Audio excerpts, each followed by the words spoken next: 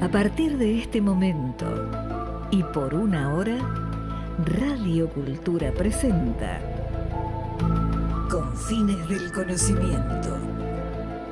Un programa creado, dirigido y conducido por el doctor Antonio Las Heras.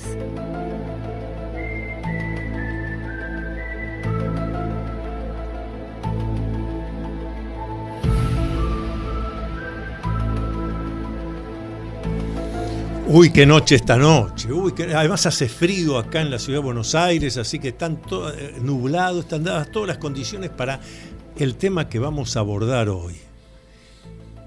Espíritus, mediums que se comunican con los espíritus, apariciones fantasmales. ¿A usted le parece realmente que los seres desencarnados, los humanos que ya no están en este plano, de alguna manera tienen interés en comunicarse de vuelta con nosotros? Hay alguien que viene investigando este tema desde hace años. Desconozco, nos vamos a enterar hoy, desconozco si ha llegado a conclusiones, pero que ha investigado y nos puede dar respuestas o por lo menos algunas ideas. Nos está acompañando el doctor Alejandro Parra, doctor en psicología, magíster en historia, presidente del Instituto de Psicología Paranormal, un parapsicólogo destacado a nivel mundial. Es más, si no me equivoco, además de darte las buenas noches, Alejandro. ¿Qué tal? Buenas noches. Un par de años fuiste incluso presidente de la Parapsychological Association. Sí, sí. Bueno, fíjense las cosas importantes que suceden en Argentina y se olvidan. O no se prestan atención, se olvidan, por lo menos alguien la conoció. Estamos aquí con un parapsicólogo que en su momento fue elegido por la Asociación Mundial de Parapsicología, la Parapsychological Association, como presidente, un argentino. Además, recién regresás de un interesantísimo viaje por Europa presentando un libro que se llama ¿cómo, Alejandro? El título es Mediums, una introducción a la diversidad de la experiencia espiritual. Bueno, presten atención a la bajada, al subtítulo, repetilo. Introducción a la diversidad de la experiencia espiritual. Y ya... Cada palabra ha sido cuidadosamente elegida. Ahí está, pero ya incluiste el término espiritual. Esto es importante. Definamos, porque más de uno a veces confunde que cuando decimos espiritual nos estamos refiriendo a algún culto, a alguna creencia. ¿Qué es espiritual?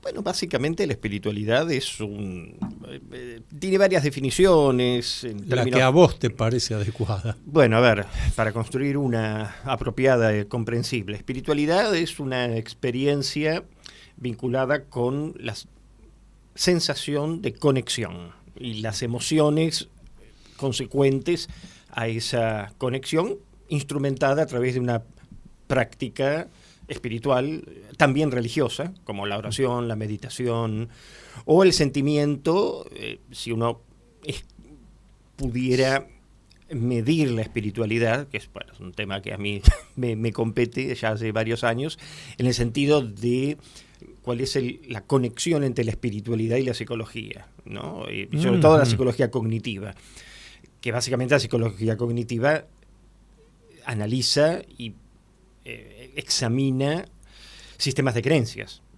Claro.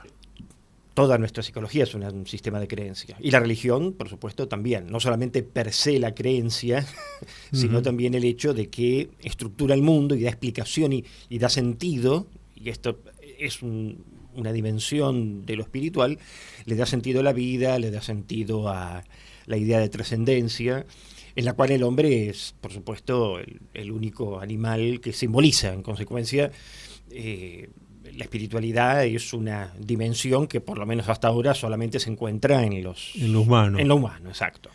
Claro. Perdón, y además de esto, aclarar lo que casi todo el mundo hoy, discute, aunque ya no es una discusión en ciertos niveles, ¿no? Que es la cuestión de la distinción entre la espiritualidad y la religiosidad. Hacela, por básicamente favor. La religiosidad o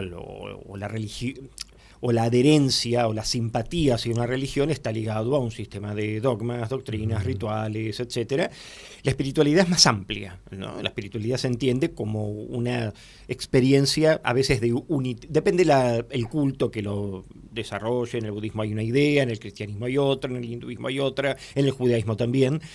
La sensación de unitividad o de conexión con lo trascendente, lo cósmico. El problema es que la espiritualidad y la religiosidad están plagadas de metáforas. Entonces uno puede utilizar 1.000 millones de palabras, ¿no? Desde el nirvana budista, el cielo o el paraíso cristiano o judío-cristiano y así. Pero básicamente tanto la religión como la espiritualidad están plagados de metáforas. Lo que desde el punto de vista psicológico más que nada examinamos es cómo el individuo configura o constela su sistema de creencias y en consecuencia intenta autoexplicarse ese universo, digamos, de conectividad, mayoritariamente para todos, Dios. Y para otros, bueno, una conexión interna o una forma de explicar, sobre todo la víscera más emocional de la espiritualidad, ¿no? Esta esa espiritualidad práctica que consiste en atender, por ejemplo, un comedor escolar, ayudar, ser solidario, ser altruista, proteger a... Claro, eso suena más a solidario, altruista, pero no a una cuestión espiritual. De alguna manera, se me ocurrió alguna vez, y lo suelo repetir, digo, cuando me preguntan sobre espiritualidad, digo, bueno, es la búsqueda por conocer cuál es el rol y función que tengo yo en el universo. Por ejemplo, la conexión trascendente. Pero esa es la creencia cósmica. de Antonio Lacera. Claro. Por eso. El punto es que hay que compararlo con el resto de las personas que o piensan cercano o lejano a tu idea, sí, y ver, bueno, cómo podemos construir una definición común. Este es un trabajo, por ejemplo, que yo hace ya varios años... ¿Se podrá encontrar esa definición? Y bueno, ese es el problema. Ese es un debate fuerte. Porque recién dijiste algo que dije, esto lo subrayo y lo voy a repetir y voy a decir que lo dijiste vos. Claro, estamos refiriéndonos a esto siempre con metáforas. Totalmente. Lo que yo acabo de decir, bueno, encontrar el rol y función mía en el universo no deja de ser una metáfora. Claro. Porque no estoy yendo a una definición, como vos bien dijiste, que todos podamos coincidir. Si vos esto se lo planteás a un paciente de un hospital psiquiátrico, cuando vos le decís conexión con el universo, lo primero que piensa es que tenés una antena con el cielo, porque no puede metaforizar, ¿no? Exacto. En la Feria del Libro hiciste la presentación de este libro repetime el título. Mediums, Introducción a la diversidad de la experiencia espiritual. Bueno, fue una presentación magnífica de Alejandro Parra, la sala estaba llena, y te acompañó un señor que fue presentado como medium. Como yo estuve ahí, fui testigo, así que no es que me lo contaron, el señor desde el escenario, en determinados momentos decía, bueno, deténganse, acá hay alguien que le pasó tal cosa, ¿quién es? Acá hay otro que tal otra. Y por lo que se notó, y garantizo que no estaba arreglado, estoy seguro que no estaba arreglado. Eso quédate tranquilo. Yo formo parte de la Fundación El Libro, me hubiera enterado, me hubieran avisado, Antonio, cuidado si vas a ir ahí porque hicimos un arreglo. No, era todo auténtico. Sí. Y el señor en cuestión se llama Leonardo Kessler. Ahí está, sí. Perfecto. No recordaba, pero podría haber sido cualquier otro. Sí. Lo que sí se notó es que el público que se identificaba, levantaba la mano, él les hablaba después en privado, quedaban conformes, contentos y satisfechos. Pero claro, yo veo todo eso y digo... Eso sí fue arreglado. Allí te voy a explicar cómo y por qué. Pero antes que me lo expliques, sí. Si es así como funciona la mediumnidad, y supongamos que no está arreglado, yo digo, pero ese es el fenómeno de telepatía, no necesito apelar a ningún espíritu desencarnado. Estoy leyendo, tengo la capacidad para leer el pensamiento de otro y digo, a ver, ¿quién está preocupado por esto? ¿Quién ayer tuvo un acto quirúrgico en el inciso? No necesito apelar a los espíritus. ¿Qué hacemos? ¿Y por qué sería una telepatía? Porque está captando el pensamiento de otra persona. ¿Qué diferencia hay entre una telepatía y un espíritu? Científicamente hablando. Científicamente hablando, cuando hablo de telepatía, hablo de un fenómeno parapsicológico que ha sido demostrado, como lo conocemos los dos, en laboratorio, y además, porque parto de la premisa que lo que se puede explicar por lo menos, no necesito explicarlo por lo más. Uh-huh. Para no ampliarlo un poco más y decir, eso de pensar que el desencarnado se manifiesta acá para transmitirle a Leonardo Kessler que el que está sentado en el 10º asiento ayer tuvo un problema en la rodilla derecha, me parece una falta de respeto al espíritu. Debe estar ocupado en alguna cosa más importante. Seguro. Bueno, pero yo lo que quería decir, a mí la impresión que me da, pero no lo digo por el caso este en particular, que vi, sino en general. Pero antes de seguir, vos dijiste que algo estaba arreglado y el público va a decir que lo deje hablar. A ver, Alejandro. No, lo que habíamos planteado es que en la presentación, básicamente yo le pedí a Leonardo, a quien conozco ya hace varios años, hicimos varios estudios y así, que incluso evitara hacer o establecer algún tipo de lectura pública, porque si eventualmente hay alguna cuestión de intimidad personal o algún tema así que a lo mejor la propia persona privado, no quiere dar a privado, bueno, eso sería... Entonces la idea básicamente es que actuara con entera libertad, en el sentido de que la premisa básica era que su presencia iba a estar más direccionada a una narrativa más autobiográfica. De hecho, yo lo he invitado en otras ocasiones en el instituto, a los cursos, lo he presentado a los alumnos y así, y en un ambiente, por supuesto, bastante más familiar, que más íntimo, que lo que podría ser el ámbito quizá hostil de una feria del libro, donde uno podría pensar de que no todos son creyentes, si bien seguramente el 80% simpatizaba con lo paranormal, podemos asumir de que puede infiltrarse naturalmente, por decirlo de esta forma, claro, ¿no? Puede infiltrarse alguien que esté totalmente en contra, mentira, sí. O sea, un escéptico silencioso se retira y se va. Pero digo, el propósito básicamente del encuentro, como lo ha sido en otras ocasiones, es que él hablara en lo personal desde una perspectiva más autobiográfica. Correcto. No lo he hecho solamente con él, yo he invitado a otros médiums de sociedades espiritistas kardecistas, que no hacen ninguna práctica, si no lo hacen en su centro. Bueno, hay todo un tema así en particular con esto. Pero el caso de Leonardo, a lo que iba con la presentación, era que darle la libertad de que si él llegaba en algún momento a experimentar o sentir algo, que tuviera la libertad de hacerlo. Como se hizo, si salía mal, y si salía bien, salía bien. Exactamente. Antes de hacer la primera pausa del programa, para los que están escuchando, quizás tienen preguntas para Alejandro Parra o comentarios, les voy a dar el WhatsApp de la producción del programa, que es 11 59 27 60 39. Repito, 11 59 27 6039. Primera pausa. Todas las actividades del Dr. Antonio Las Heras, investigaciones, cursos, libros publicados, conferencias, están en su web www.antoniolaceras.com.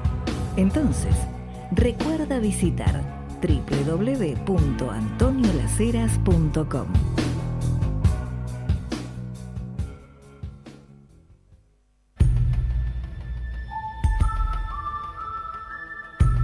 Usted está acompañando al Dr. Antonio Las Heras en su programa Con Fines del Conocimiento por Radio Cultura.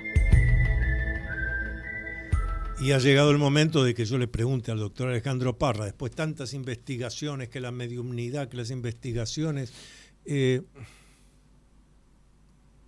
no te voy a pedir conclusiones, los resultados de lo que vas investigando, ¿pudiste encontrar algo en la gente que se llama mediums? Porque al fin de cuentas la idea de mediums es por eso el que intermedia entre nosotros los humanos y el espíritu desencarnado, el alma, el nombre que le quiera poner, yo digo el desencarnado. Y que se comunique en este plano. ¿Encontraste algo de eso? Contanos. Bueno, a ver, un poco pensando en quienes nos escuchan, convengamos que vamos a definir al medium, ¿no? Sí, en principio, el medium es un comunicador. Yo por lo menos lo defino como un comunicador. Y no necesariamente hay que pensar que la comunicación proviene necesariamente del mundo espiritual. Claro. Porque en general muchos de quienes practican algún estilo de mediumnidad, incluyendo por ejemplo el caso de los canalizadores o en el caso de los contactados con ovnis, ¿no? Que sería como una suerte de mediumnidad, pseudo-mediumnidad, una mediumnidad con seres extraterrestres. Ponele. Claro. Bueno, digamos, el gran problema acá es cómo definimos esto que tiene que ver con el subtítulo del libro, la diversidad de la experiencia. Uh-huh. Porque la diversidad no es lo mismo que la pluralidad. Este es un tema que ha sido debatido en el mundo de los historiadores de la religión y los antropólogos que plantean esta distinción, ¿no? No es lo mismo la pluralidad religiosa que la diversidad religiosa. Yo apuesto a la idea de la diversidad, ¿no? O sea, de que en realidad hay un número de cultos, algunos de los cuales incorporan el tema de la mediumnidad. Vamos a poner el caso la Umbanda y las religiones afrodescendientes, porque forma parte de un segmento social que se inoculó, o que fue adoptado, mejor dicho, como es el caso del kardecismo, en una época histórica en el Brasil, y que en consecuencia esto quedó instalado y que forma parte del culto afrodescendiente, ¿no? De cualquiera de las naciones, y así, bueno, todo un tema. Ahora, el punto es cómo definimos al medium en el contexto moderno. Uno de los grandes temas es que, como vos bien sabés, en el kardecismo, el propio Allan Kardec divide a los mediums, ya en 1857, en dos grandes grupos. Los mediums mentales o morales, que eran los que escribían automáticamente, o los que pronunciaban discursos extraordinarios, en trance y así. Hablaban de cuestiones morales y buenas costumbres. Por ejemplo, que es que ser buenos. Exacto, que es una práctica que todavía existe. Uno va a cualquier sociedad espírita kardecista, incluso algunos sucursales o sedes de la Escuela Científica Basilio y otros cultos en general, y el propósito es exactamente el mismo. O sea, la idea es más, aunque no hay mediumnidad, incluso hay controversias sobre las cuestiones mediúmnicas, en el mundo teosófico también hay una idea de que las principales figuras recibieron alguna forma cuasi mediúmnica, pero ellos, por decir, Annie Besant, Madame Blavatsky, Olcott, David Bader, bueno, todo un tema que estoy estudiando actualmente, ¿no? Pero es interesante cómo ellos, aunque no promueven la mediumnidad, sin embargo, admiten de que sus principales escritos, todos los escritos teosóficos, vienen de alguna forma canalizados. O sea que, aunque les guste o no, hay un estilo mediúmnico. Eso forma parte de la diversidad. Claro. Diversidad no aceptada, o sea, ellos dicen, nosotros no somos medium, nosotros no practicamos, y es cierto, o sea, en realidad los teósofos hoy día no practican ningún estilo mediúmnico, a diferencia del kardecismo, que continúa todavía. Esta semana pasada falleció uno de los más grandes mediums de Brasil, Divaldo Pereira Franco. Yo lo entrevisté hace algunos años, y era un personaje excepcional, ¿no? Como lo fue Chico Javier y otras figuras menores en popularidad. Ahora, volviendo a la definición de medium, básicamente el medium funciona, si uno pudiera, ahí sí, conectar todas estas diversidades, lo que encontraría es a un individuo, varón o mujer, ya no está este acento puesto en la mujer como medium privilegiada, eso era cosa del pasado, y que dice tener contacto de alguna forma. Y esta forma, en realidad, es una forma polisensorial. O sea, puede ser visual, puede ser auditiva, escucha voces, puede ser táctil, puede ser intuitiva, ¿no? Por ejemplo, el estilo intuitivo de mediumnidad que yo he visto en ocasiones, que tampoco se autotitulan mediums, por lo menos no algunos, son los registros acásicos. Ajá. Los que practican registros acásicos utilizan muchas metáforas, de hecho muchas metáforas de la internet. Hablan de que se baja y se sube información. Sí, escuchado. Habla de un registro que está en el cosmos, que es como una suerte de libro. Eso ya Sinet, un teósofo, porque todo venía de la teosofía, lo había escrito ya a principios del siglo, ¿no? Tomado de los escritos hindúes, o sea, de que hay un registro, que hay una suerte de libro o equivalente. Yo cuando hablo de estos temas, mi hijo, que es un nativo digital, le digo, una vez que expliqué esto, y viene y me dice, pero esto es igual que el internet. Claro. Cuando uno lo intentaba explicar hace 20 años, era difícil explicar la metáfora, pero ahora todo el mundo lo entiende. Un registro, algo registrado en algún lado. Exacto. En el disco rígido de la computadora, por supuesto. Claro, como que hay una cosa virtual y que en ese cielo virtual uno puede bajar. Claro. Entonces, bueno, estas forman parte de las metáforas de la del modo en que el medium, a veces con cierta dificultad, trata de explicarse y luego explicar a los otros cómo funciona la mediumnidad visual, auditiva, corporal, intuitiva, etcétera. Entonces, básicamente, ¿el medium qué es? Y básicamente es un comunicador. Un intermediario. Sí, por lo general se lo ve como un intermediario. Es raro el medium, hay algunos que lo plantean así, pero es raro. Un medium que hable, por ejemplo, que psicologice su mediumnidad. Que este ha sido un tema de la psicología del siglo pasado, del propio Freud, Jung, y todo ese universo que se planteaba la discusión por la existencia del inconsciente y de dónde provenía la información. Claro. ¿No? O sea, si había un inconsciente colectivo, había un subconsciente, o qué región de la mente, o del aparato psíquico, como se lo llamaba por entonces, estaba, digamos, conectado con la información mediúmnica, porque eso llamaba la atención.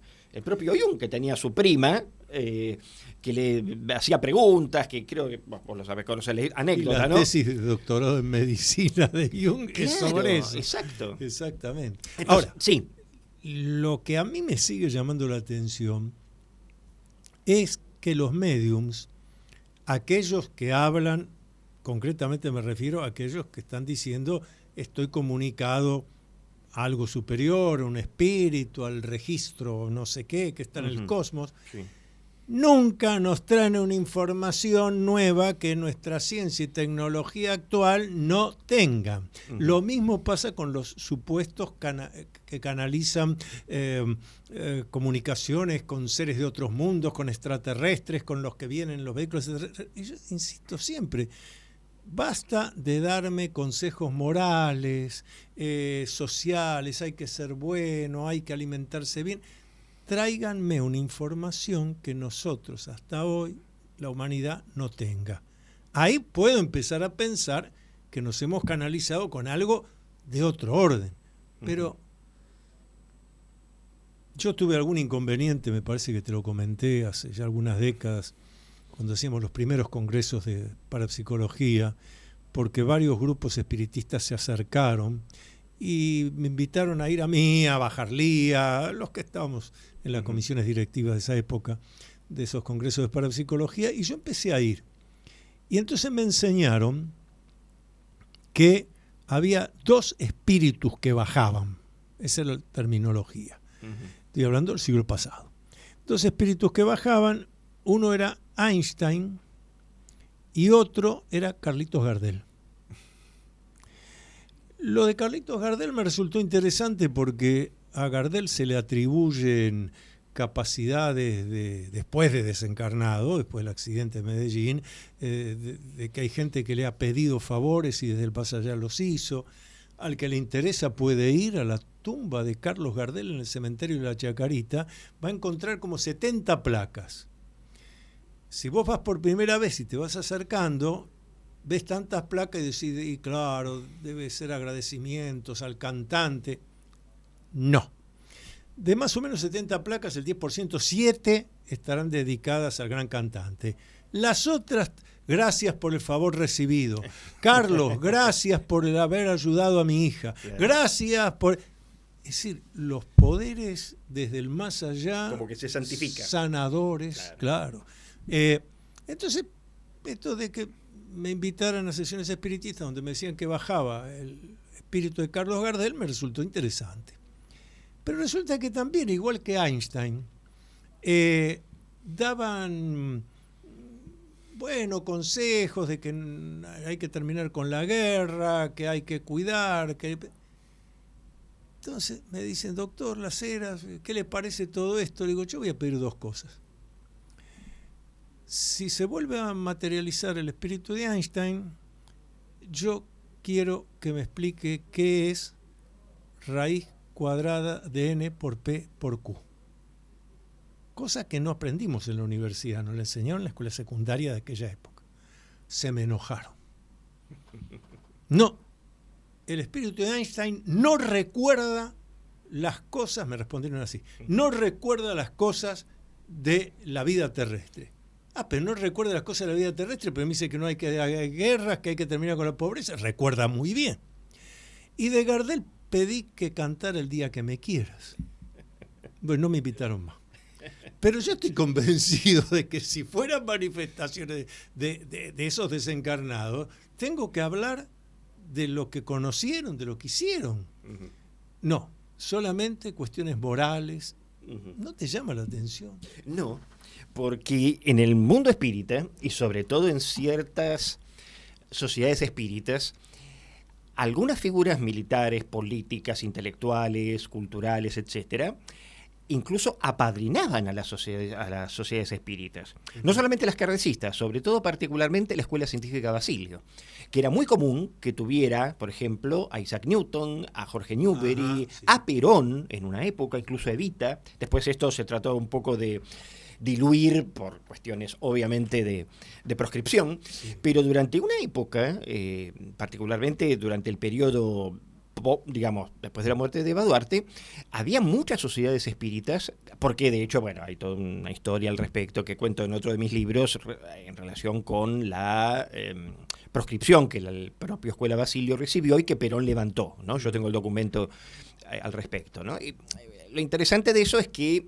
al margen de la cuestión, lo que los mediums están rescatando no es la cuestión, que no lo justifico, por supuesto, pero digo... Bueno, es lo que argumenta. Uno tiene que analizar ese argumento, claro, ¿no? Claro. O sea, si te le pones en contra, no te permite entender cuál es la metáfora y el mensaje por detrás, ajá, de esa tierna, por decirlo de algún modo, bien, representación simbólica de esa figura, de por qué esa figura está funcionando, a pesar de que, vos bien sabés que Perón, bueno, por ejemplo, tenía una convicción espiritualista, sí, bueno, claro, por la idea de la masonería y otras cosas, claro, ¿no?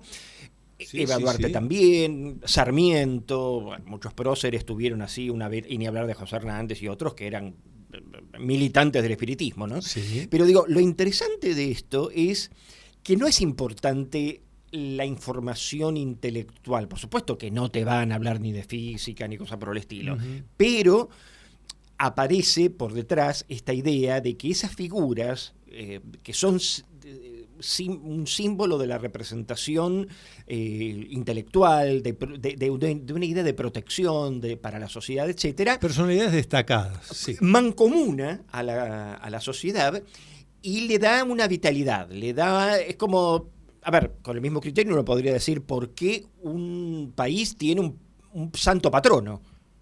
Si un país tiene un santo patrono, ¿por qué no podría tenerlo un espiritista? Por la creencia, eso tiene que ver con lo religioso. Exacto. Vamos a hacer la segunda pausa del programa. Seguimos acá dialogando con Alejandro Parra sobre estas cuestiones que realmente están en los confines del conocimiento. ¿Ya leíste el nuevo libro del doctor Antonio Las Heras? Se titula Atrévete a vivir en plenitud. El libro Atrévete a vivir en plenitud puedes pedirlo por Mercado Libre o en locales de librería Cúspide.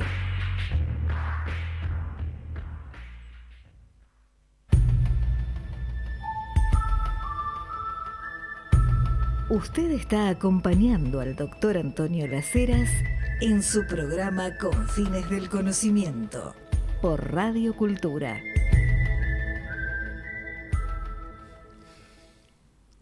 Desde hace unos días y tomando un guante que dejó el presidente de la Sociedad Argentina de Escritores, Alejandro Baccaro, en la presentación de su nuevo libro sobre Borges, donde habló de algo que por eso es tan importante escuchar, prestar atención. No me había quedado tan claro.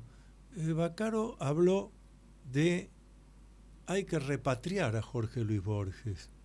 ¿Cuántos prohombres de la Argentina desencarnaron fuera de la Argentina y vinieron? He empezado esta campaña de la repatriación de Jorge Luis Borges. Ni siquiera digo de los restos mortales, no, es de Jorge Luis Borges, es nuestro.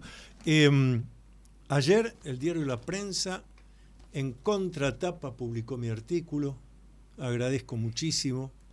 También lo ha hecho el diario El Tribuno de Jujuy, Diario Popular, les agradezco muchísimo. Tenemos que repatriar a Jorge Luis Borges. Además, hay pruebas inequívocas, documentales de la cantidad de veces que Borges dijo que esperaba que sus restos mortales estuvieran en la Argentina, y con más precisión señaló que en el cementerio de la Recoleta, en la tumba de los Borges, donde también está su finada madre, etcétera. Bueno, prestemos atención a eso. Les recuerdo el WhatsApp de la producción del programa, preguntas, ideas, sugerencias, 11 59 27 60 39. Como se decía en las viejas épocas, estamos haciendo el programa en vivo y en directo, seguimos hasta las 21 horas, así que pueden comunicarse ya al 11 59 27 60 39. Tengo otro tema tema que estuve hablando hace un par de semanas, por eso me traje el escrito. Vos ya lo debes haber leído también, pero para los que no nos escucharon, hay un grupo de investigadores, entre ellos el Premio Nobel de Física año 2020, que han estudiado restos traídos por una espacionave automática de la NASA del asteroide Bennu. 150 gramos, algo así. Bueno, par de años que han estado estudiando, han encontrado ADN y ARN terrestres, pero más allá de eso, 121,60 gramos, más allá de eso, hay algo que me llamó poderosamente la atención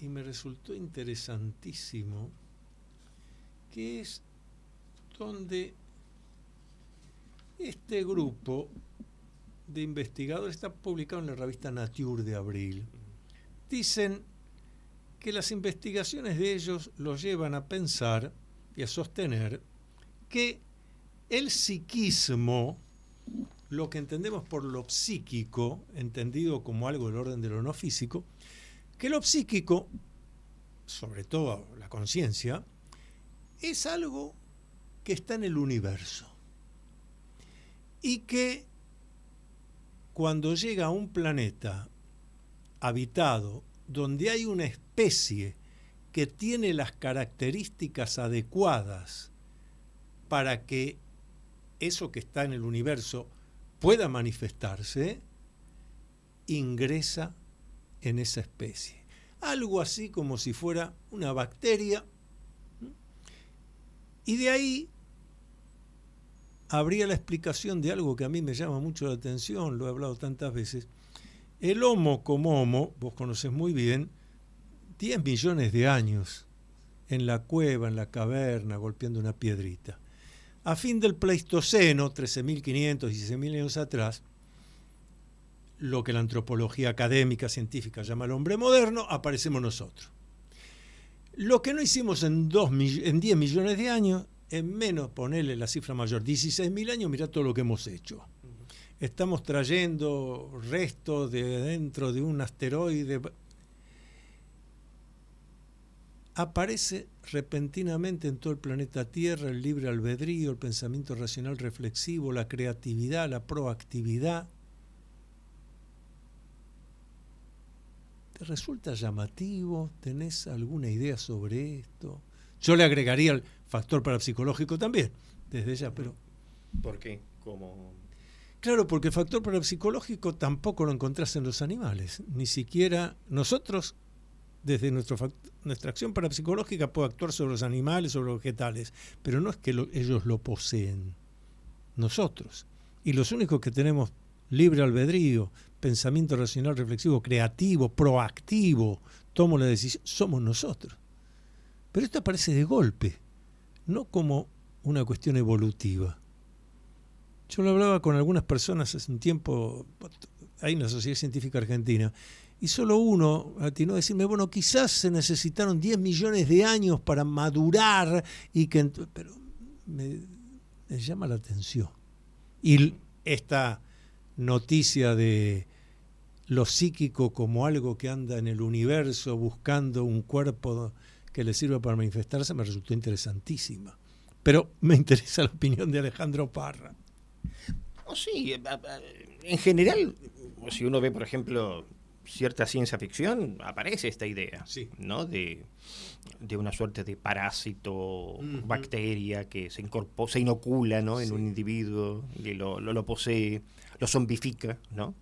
Y sí, es una idea interesante. Cuando planteabas esta cuestión antropológica de alguna forma de percepción extrasensorial evolutiva y la cuestión animal, que es un tema interesante, ¿no? Sí. Cuando uno, por ejemplo, yo conocí a Rupert Sheldrake, un investigador británico, biólogo británico importante, que él había hecho un estudio con los perros, ¿no? Y particularmente con una conducta que se ve repetidamente en algunos animales, independientemente de su raza, que cuando su amo o su humano, como se dice hoy día, piensa en regresar a casa en un horario aleatorio, el perrito comienza a mover la cola, se acerca a la ventana y lo espera minutos antes, ¿no? Como una suerte de conducta anticipatoria. Y de hecho, bueno, para la psicología hay una línea, ¿no? Que se llama AMPSI, ¿no? Que es la sigla de psi animal, ¿no? Que hasta el propio Ryan hizo varios experimentos con pollitos, cucarachas, cosas bastante parecen risueñas, ¿no? Pero bueno, como con esta idea experimental de, digamos, someter a ciertas especies animales a pruebas, sobre todo premonitorias y así, para ver si tienen conductas anticipatorias. Por ejemplo, había un experimento en una época que hoy estaría prohibido por todos los proteccionistas, ¿no? Que consistía en una suerte de jaula en la que la jaula estaba a su vez subdividida en 2 placas de metal, y entonces la ratita de laboratorio se le inyectaba una descarga eléctrica y tenía que saltar a la otra. Entonces, cuando se inyectaba, la ratita obviamente saltaba una a la otra, y la idea era, por probabilidad, digamos, 50% de probabilidad de que la ratita saltara antes de que la descarga eléctrica ocurriera, que ocurría al azar. Y algunos de estos experimentos tuvieron resultados interesantes, ¿no? Incluso con palomas, la idea de la migración también está asociada, a pesar de que todavía se sigue pensando que es cuestión de las líneas magnéticas y así, pero bueno, ha habido una línea de trabajo en relación. Pero a lo que quería llegar era a la cuestión extrasensorial, ¿no? Por ejemplo, hay antropólogos que han sugerido esta idea, de la que Rein también coincidía, de que la percepción extrasensorial es una capacidad que tiene un propósito evolutivo y de supervivencia, ¿no? La idea de que lo que hoy es extrasensorial en nuestro momento presente no sería otra cosa que el resabio o el apéndice, por decir la metáfora, ¿no? De un órgano que ya no cumple ningún rol, que posiblemente en una época histórica, en tiempos prelingüísticos, o en donde estábamos recién empezando a simbolizar y así, en un mundo muy impredecible, claro, mucho más que hoy, en ese de la cueva que y la vamos caverna a un supermercado y compramos comida. En esa época había que ir y cazarla, si no te morías de hambre. En consecuencia, había más probabilidad de desarrollar o de activar cierta función que después, obviamente, por alguna causa se fue inhibiendo. ¿Sabes quién escribió eso en un texto, Psicoanálisis y Telepatía? Sigmund Freud. Exacto. Freud dice que él no tiene duda de que el pensamiento se puede transmitir, pero que ese debe haber sido la forma de comunicación que tuvo el hombre en la cueva, en la caverna, porque los jóvenes, los que podían defender la cueva, tenían que salir de cacería y podrían durar días en la búsqueda de la cacería. ¿Cómo le llegaba la comunicación de auxilio a las mujeres y los chicos que quedaban en la cueva? Transmisión de pensamiento. Y está la hipótesis inversa. Ajá. Bueno, esa es la de Freud. Exacto, que es la que sugiere que en realidad que toca un poco el tema OVNI, ¿no? Ajá. Que sugiere de que en realidad la función extrasensorial en tiempos presentes, en realidad es posiblemente un sentido que evolutivamente vamos a desarrollar en un futuro lejano, de una manera similar a esta idea quizá algo fantástica que sugiere de que seres humanos, o mejor dicho, seres evolucionados en el cosmos posiblemente, sí, bueno, hayan desarrollado esta condición porque tienen un ciclo evolutivo mucho mayor que el nuestro y en consecuencia utilicen la telepatía como un modo de comunicación, ¿no? Eso es interesante porque fíjate que en los casos de encuentros del tercer tipo, es decir, aquellos donde algún humano es involuntario testigo del aterrizaje de un vehículo extraterrestre, la aparición de un alienígena, y esto desde hace décadas, en esos casos que han resistido la investigación en el sentido de que no eran alucinaciones, no era alguien que quería llamar la atención, claro. Cuando le han preguntado, vea, pero ¿cómo se comunicó usted? Ah, me hablaba adentro, decía uno. Claro, no conocían la idea de telepatía. Me hablaba en la cabeza. Ah, usted lo escuchaba en la cabeza. Claro, sí, me hablaba en la cabeza. ¿Y usted qué hacía? Ah, yo también le hablaba con la cabeza. Estaba hablando de telepatía. Eso, sí, eso se ha trabajado bastante, es interesante. A los oídos de un psiquiatra... Oh, imagínate. pobre testigo no estaría en su mejor diagnóstico, ¿no? No, pero además lo interesante es que la persona no dice esto ya me venía pasando antes, o claro, mire, después que se fue el extraterrestre yo ahora tengo habilitado. No, me pasó ahí, la cosa de este tipo algo me hacía a mí. Un criterio de realidad muy preciso. Sí. Ahora, no era una psicosis que evolucionaba, claro, digamos, o que degeneraba, sino que fue ese momento. Apareció repentinamente y se fue repentinamente. Exacto. La variable interviniente es claro, algo vio ahí. Claro. Pero vos cabeceaste rumbo a hacer gol un tema interesante que a mí me lleva a reflexionar muchas veces, que digo, ¿cuántas cosas que pueden tener que ver con estas facultades extrasensoriales, capacidades que tenemos nosotros, creativas, cuántas veces se han tomado como un hecho psicopatológico que hay que medicar y si es posible, que hay que curar y si es posible medicar, así le damos el comprimido y no lo manifiesta más, ¿no? ¡Qué peligro! Vamos a hacer la última pausa del programa y seguimos dialogando con Alejandro Parra. How do you define normal? Seguramente escuchaste hablar mucho sobre masonería, pero ¿qué conoces realmente de los enigmas y misterios de la masonería? Descubrí todo sobre masonería leyendo el libro del doctor Antonio Las Heras titulado Masonería en la Argentina, Enigma, Secreto y Política. Masonería en la Argentina, Enigma, Secreto y Política está disponible en librerías Cúspide y por Mercado Libre.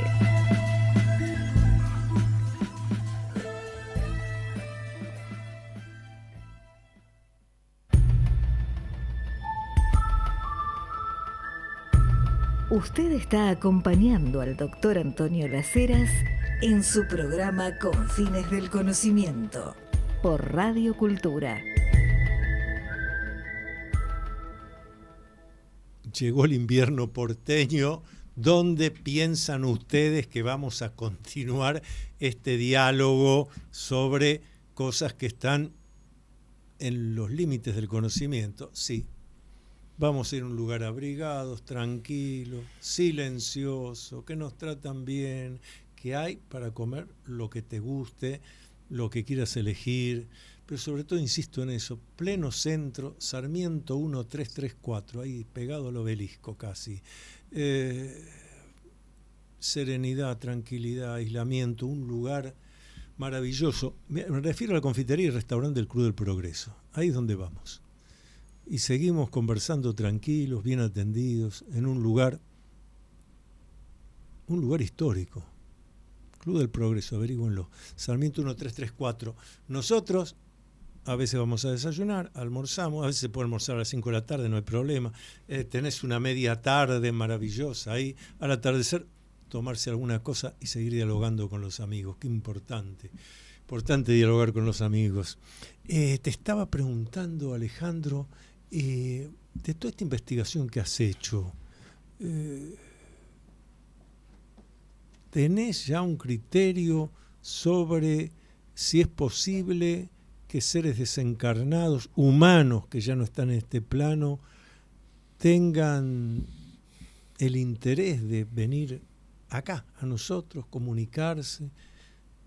¿Qué tantos años de profunda investigación? ¿Te llevó a más preguntas o tenés respuestas? No, más preguntas. Ah, qué lindo. No, más preguntas, sí. Bueno, a ver, en primer lugar, es un tema que divide aguas y que sectariza a gran parte de la comunidad, de varias comunidades, ¿no? En particular, bueno, yo pertenezco a la parapsicológica, pero que por otras partes siempre ha sido bastante, en una época sobre todo fue una suerte de enemigo un tiempo del espiritismo, ¿no?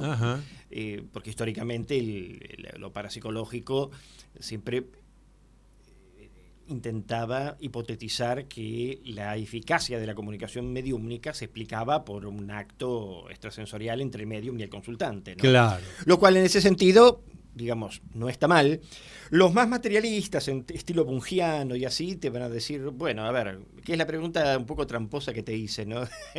Respecto a la distinción entre la telepatía y la comunicación espiritual. Claro. Un bungiano o un materialista o un postmaterialista te va a decir, bueno, pero ¿qué diferencia hay entre la telepatía y un espíritu? Básicamente ninguna, porque las dos son sobrenaturales per se. Y no está muy errado en pensarlo así. Bunge era más duro, decía la parapsicología es un espiritismo disfrazado de estadística. Era muy sarcástico en ese sentido. Pero la idea básicamente es que, más allá de toda interpretación, lo que hoy tenemos, efectivamente, lo que yo he trabajado en algún momento, con Leonardo y con otro medium también, son protocolos de investigación en donde desarrollamos un criterio que se llama juicios de doble, triple y cuádruple ciego, en donde, en principio, la naturaleza de la comunicación espiritual siempre se da en un círculo o en una entrevista cara a cara, que es el estilo americano, digamos, de mediumnidad, a diferencia del estilo más religioso, donde esto es incomprobable, en donde el medium comunica una información a un doliente. Vamos a poner a alguien que ha perdido un ser querido, un hijo, la mamá, un amigo, etc. Ahora, ¿qué es lo que pasa con estas personas? Estas personas son extremadamente vulnerables emocionalmente, de modo que cualquier información que el medium le dé, cualquier, digamos, absurdo en su afirmación, en su supuesta declaración mediúmnica, el doliente lo va a interpretar como que efectivamente es una comunicación. Claro. Y no está mal, porque el propósito de un doliente es ir en busca de esa información y experimentar alivio. Y eso es lo que hemos investigado nosotros con Leonardo y con otro medium, que encontramos que el medium básicamente es un comunicador que no importa si la información es o no correcta. Nosotros invertimos el rol y examinamos al que consultaba el medium. ¿Por qué lo hacía? Y ahí hay una... Lo que estás planteando es si al doliente le sirve eso. Le sirve emocionalmente. Claro que le sirve. Exacto, tal cual. No solamente le sirve, incluso muchos dolientes... Lo contiene. Pero sí, eso por un lado. Y a lo mejor es una única consulta que hacen. Sí. A diferencia de un psicólogo, esto es algo que he hablado con Leonardo también, a diferencia de un psicólogo, que un psicólogo tiene un plan de acción terapéutico. El medium no tiene un plan, el medium no es un terapeuta. Cuando algún medium te dice en algún programa, yo hago una terapia, no hace una terapia. No es una terapia. Porque la terapia es una secuencia es un trabajo que se hace sobre un individuo. El medium es un método, claro. Claro, el medium entrevista una sola vez y capaz que no ve nunca más a esa persona. Claro.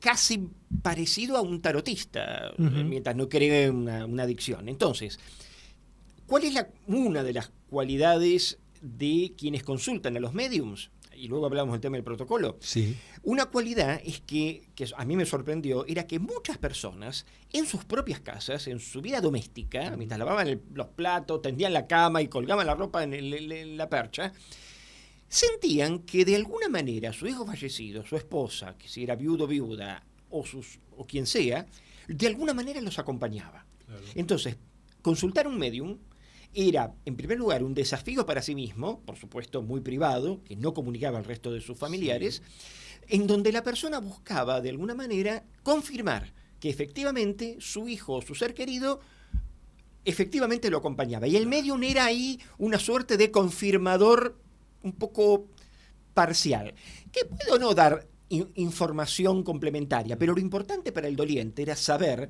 que efectivamente el espíritu de ese ser querido lo estaba acompañando en su vida cotidiana, que eso que él o ella sentía, a causa de que de alguna manera esa forma de sensibilidad afectaba al doliente, sí, era reconfirmado con un médium. Esto no lo puede hacer ni un pastor, ni un cura, ni ningún otro representante religioso. Solamente el médium es capaz de confirmar esa información. Y claro, porque le está diciendo que está en comunicación con el desencarnado. El sacerdote, el pastor va a hablar de sacerdote de resignación cristiana, el pastor le dirá, bueno, pero ya ahora está en el paraíso. Pero el médium se atribuye la capacidad de estar hablando en nombre del desencarnado. Es un poco bravo esto. Exactamente, es un profesional de la comunicación espiritual. Míralo así. Ahí está, perfecto. No lo que el médium se atribuye. No, o sea, sí, es lo que el doliente piensa acerca de ese médium. Sí. Nosotros investigamos esa cuestión, porque nos resulta muy interesante ver por qué hoy día, 2025, desde hace por lo menos 10 años, y particularmente desde la pandemia a la fecha, ha habido una suerte de explosión de consulta del médium. Ajá, eso lo desconocía yo.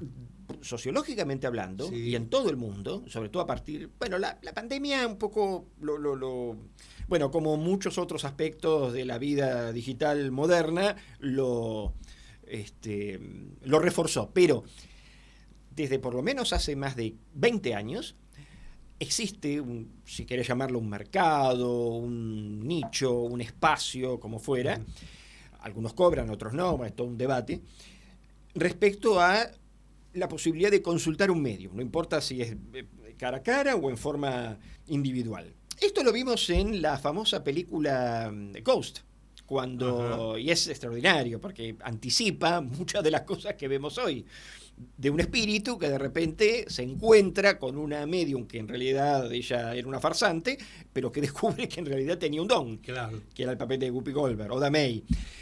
Bueno, ese rol que en aquellos años estaba un poco subrepticio, escondido, o era una práctica vista como claramente supersticiosa, y denigrada y marginada, hoy día es en buena medida gran parte de la cultura espiritual moderna, que consiste en consultar medios para tener esa información. Y lo ves en muchos de los festivales esotéricos, ferias alternativas, en donde tenés tarotistas, astrólogos y todos los rubros esotéricos en general, y el rubro mediúmnico. Claro, no me llama la atención porque lo noto como una reacción al mundo materialista consumista que estamos viviendo, que además le ha sacado, esto lo hemos hablado varias veces acá en este programa, le ha sacado a la persona hasta el tiempo para, no hablemos ya de ocuparse de sí mismo, para el culto, para una... Entonces, todo ha quedado en lo materialista y consumista.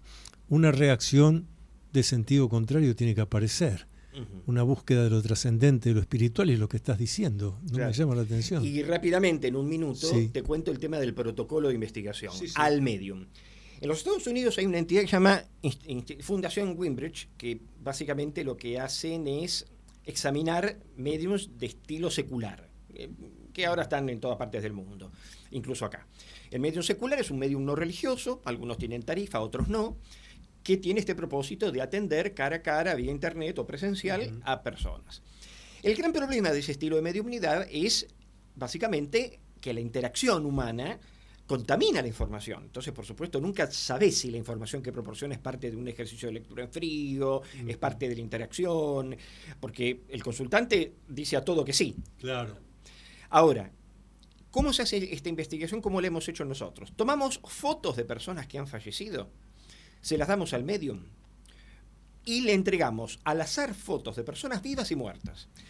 No, yo no sé quién vive y quién muere. Porque vos tampoco tenés el dato. Yo tampoco tengo el dato, de modo que ahí ya hay un doble ciego. Claro. Y el triple ciego consiste en entregarle la foto y decirle, acá tenés un paquete de 100 fotos, claro. Ya esto lo hicimos, 100 fotos, 50 vivos, 50 muertas. Vos primero me tenés que decir quién está vivo, quién está muerto. Empezás a separar, de un lado el vivo y un lado el muerto. Ahí claro. hay el primer ejercicio. Y el segundo, independientemente de si está vivo o muerto, lo que le pido al medium es que describa oralmente o por escrito lo que siente al contacto con la foto. Entonces el medium hace una descripción. El caso de Leonardo y otros son afortunadamente productivos, a diferencia de muchos mediums religiosos, que a lo mejor no participarían, no porque haya una cuestión de fraude involucrada, sino porque no hacen ese estilo de mediumnidad, claro. Como la Umbanda y otros, de modo que no funciona así. Pero estos mediums seculares sí.